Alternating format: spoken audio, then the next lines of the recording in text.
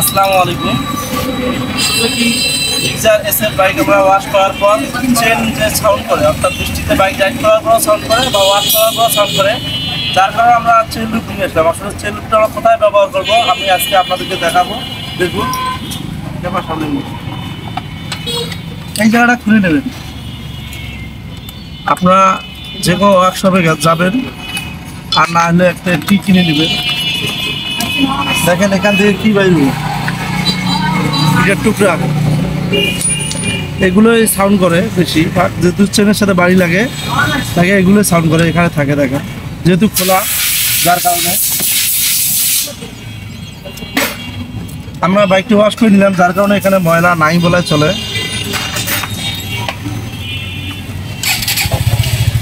বাইকটি স্টার্ট করে নেবেন। ঠিক আছে, সামনে যে স্পোকারটা রয়েছে এই স্পোকারটা দিবেন। সাউন্ডে কিন্তু স্পোকারে হয়, অনেকে মনে করে চেনে হয়, কিন্তু চেনে না, স্পোকারে সাউন্ডে হয়। দেখেন সাউন্ডে স্পোকারে হচ্ছে, এইভাবে দিবেন। আপনার প্রতি মাসে 3 থেকে 4 বার যদি আপনি এই জিনিস চেন লুপটি ব্যবহার করেন, তাহলে আপনাদের বাইকের চেন স্পোকেট দীর্ঘদিন টিকসই করবে, আর কোনো ব্যাড নয়েজ করবে না। এইভাবে দেবেন। তা আশা করি আমাদের ভিডিওটা বুঝতে পারছেন।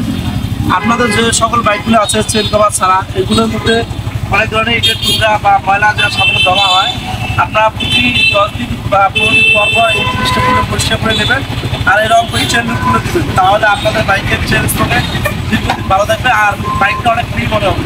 ধন্যবাদ সবাইকে আমার সব ভিডিওটি দেখার জন্য এবং সাথে দেখার জন্য। খোদা হাফেজ।